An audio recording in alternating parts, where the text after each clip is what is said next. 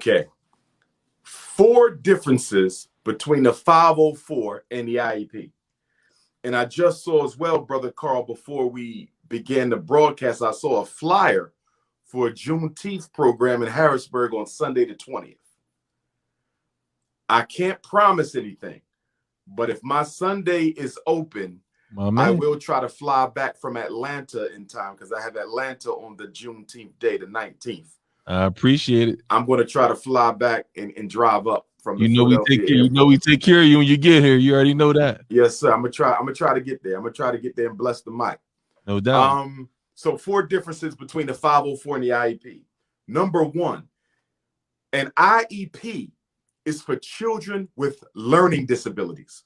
You cannot get an IEP unless you were evaluated by the school psychologist and classified with one of 13 learning disabilities: autism, speech and language, deafness, blindness, brain injury, orthopedic impairment, intellectual disability, specific learning disability, developmental delay, the 13 special ed disabilities. You must have been evaluated and classified with one of those 13 disabilities in order to get an IEP. To get a 504, you can have any disability that affects your ability to function. That's the second difference. You get a 504 if you have trouble functioning in school. You get an IEP if you have trouble learning. I'm going to say this again. You get a 504 if you have trouble functioning in school. You get an IEP if you have trouble learning in school. Okay? That's right. The third difference, when you get an IEP, there is modification of the instruction, which is just to say that we're going to dumb down the learning for the disabled child.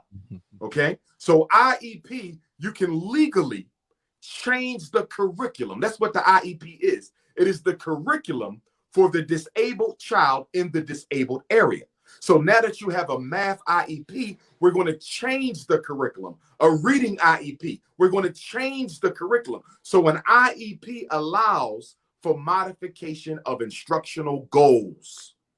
504, there is no modification of instructional goal. You have a 504, you are still expected to perform as well as everybody else in the regular classroom. The fourth difference with a IEP, okay, you're changing the curriculum. With the 504, you're giving them accommodations. A 504 is an accommodation plan. I'll give you an example. You have 3 black boys diagnosed with ADHD. One is going to get a 504. One is going to get an IEP. One is going to get nothing. Let me explain the difference. ADHD boy number 1, his inattention and hyperactivity is affecting his ability to learn. His grades are struggling. He's failing tests because he can't sit still and pay attention. He's going to get an IEP because his ADHD is affecting his ability to learn. Only if it affects their ability to learn do they get an IEP. So that's ADHD boy number 1. ADHD boy number 2, he's the smartest kid in the classroom, but he can't sit still and pay attention. Is his ADHD affecting his learning? No, it is not. His grades are fine, but it is affecting his ability to function. And since his ADHD is affecting his ability to function, he will get a 504 plan that will give him accommodations, such as a one-to-one aid, such as a behavior plan, such as regular breaks from the classroom, such as extra time to take his tests. So he's going to get accommodations. But is he still expected to do 4th grade level work? Yes, he is. He must still achieve at the same rate as the other children. He only gets accommodations. He does not get his instruction modified like the IEP kid will. The 3rd kid has ADHD, but he's not going to get an IEP because it's not affecting his learning, and he's not going to get a 504 because it is not affecting his functioning.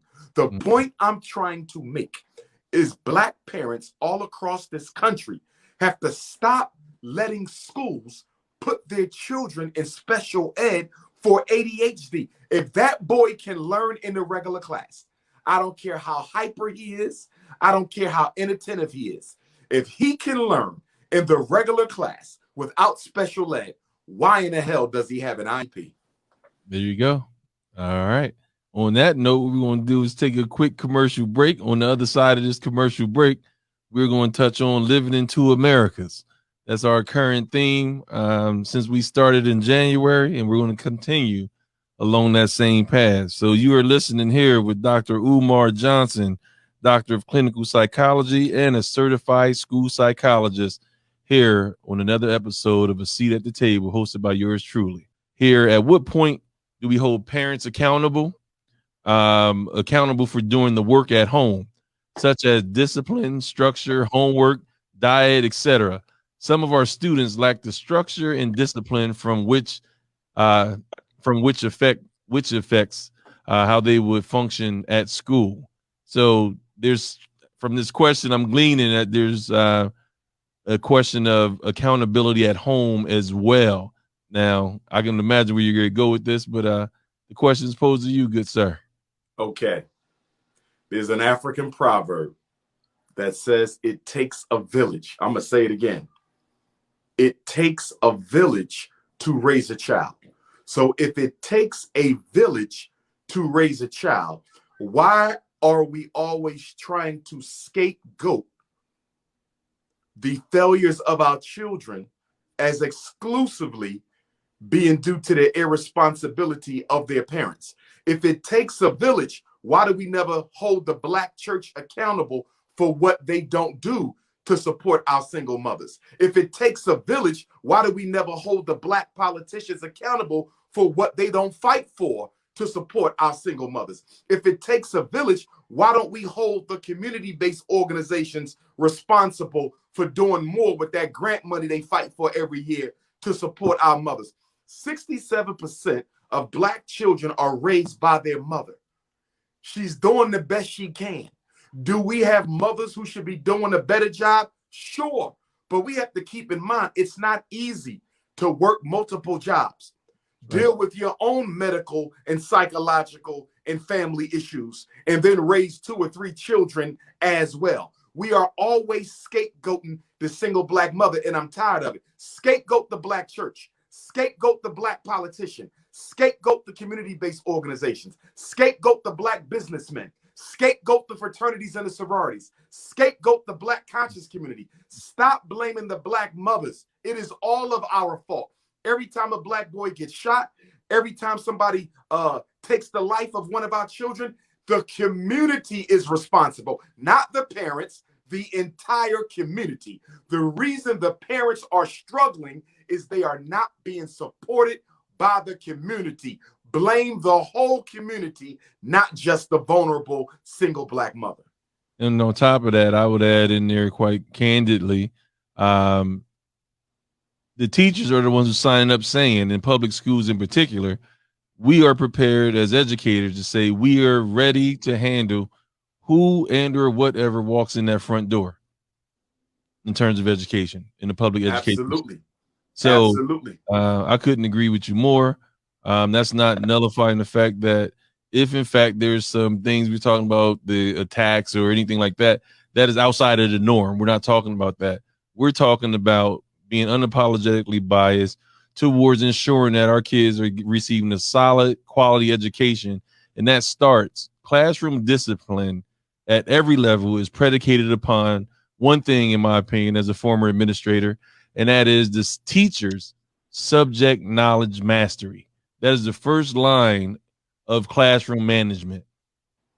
Having a teacher that has a solid grasp and not a solid grasp, strike that, a mastery of his or her subject matter.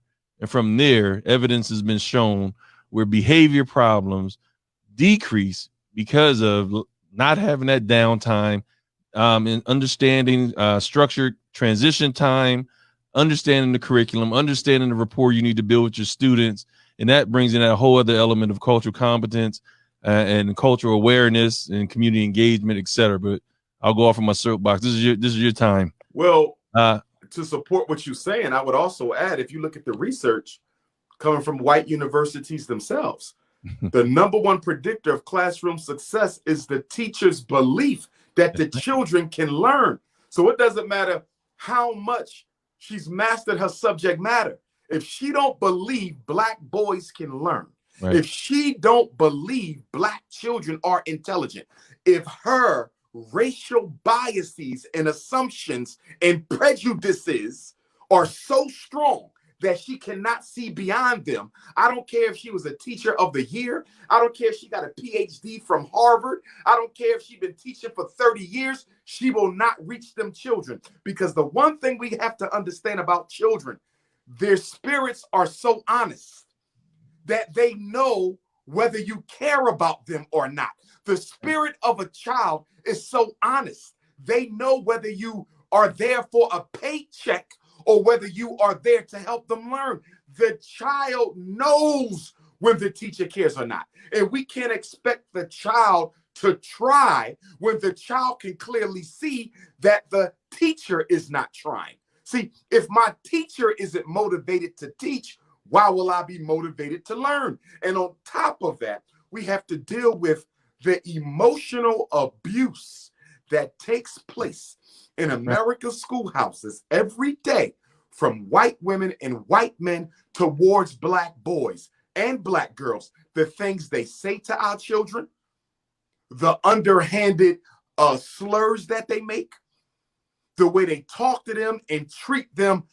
I'm surprised that more of our children haven't psychologically dropped out of school, because let us be clear, when our children get criminalized, once that Black boy or girl feels like nothing I do good will be acknowledged, no effort on my part will be highlighted. Once they get criminalized, they psychologically drop out. And they usually psychologically drop out around the 4th and the 5th grade because of the emotional abuse they face from white folks. And then they physically drop out in the 9th or 10th grade. But they psychologically dropped out years before that. So the criminalization of Black children in America's schools has a lot to do with the underachievement. It has a lot to do with the low motivation. It has a lot to do with the low effort, the low interest. Why would I try if I know the teacher don't give a damn? Amen. And let me just say this. Let's encourage at this point. This is a good point in the discussion to encourage our parents who we recognize are doing the best. And I heard this said by an educator before. Do you really think the parents that are sending their kids to school are sending you their worst kid that they could possibly send? Or do you believe they're sending you their best kid they have to send you? And I would submit that they're sending the best kid that they have to send you because that's their kid. My thoughts are around this piece. When they get there, and this goes back to parenting as well, we as parents, even when we hit our frustrational level with our young people, and I've seen this as an administrator, parents, I'm telling you, not everybody that's showing up in front of your students are advocates for your students. They're advocates for the paycheck. Some of them, most of them, I would be willing to say. So when you are frustrated with your kids, be careful with the words that you use around other people that aren't as closely connected with your kids. And what I mean by that is when the teachers, and I've experienced this, when some teachers see that the parent has given up on the kid, it is easier for them to give up on the kid and not have expectations. It is easier for that school administrator or that teacher to then, instead of giving a second chance, to really go in on that student in suspensions, recommended for IEPs, recommendation for detentions, et cetera, to Dr. Umar's point, further beating down that child psychologically. And then he, she, or they come home to what? A parent being disappointed in you. Why? Because the school is disappointed in you. And so it becomes, there's pressure from all angles on these young people at that point. And what do? Again, we blame the young person. We don't hold everybody accountable.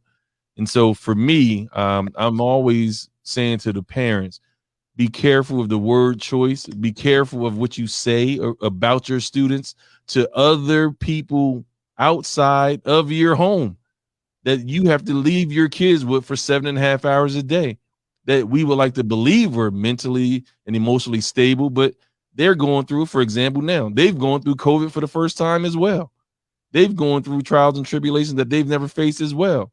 And now we are leaving our young people out there under their control, we'll say, while arming them with information that they don't need to have.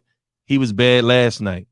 She didn't go to bed, so forth and so on. So that psychological piece that you were talking about earlier, and I don't have all those letters behind my name, but I got that DAD title, and I know how it works, And so I want you to go back. We can't move away to another topic without talking about your book, because that is going to be a guide for we need to make sure we arm our parents and grandparents appropriately with the correct language, with the correct questions to ask. So more importantly, not just accepting the information from the schools, but letting the schools know that you clearly understand on page 34 of Dr. Umar Johnson's book, it says XYZ when it comes to the IEP, whether that's a meeting or whatever it is that's going on, because we've been railroaded into special ed far too long for far too many reasons that are not applicable.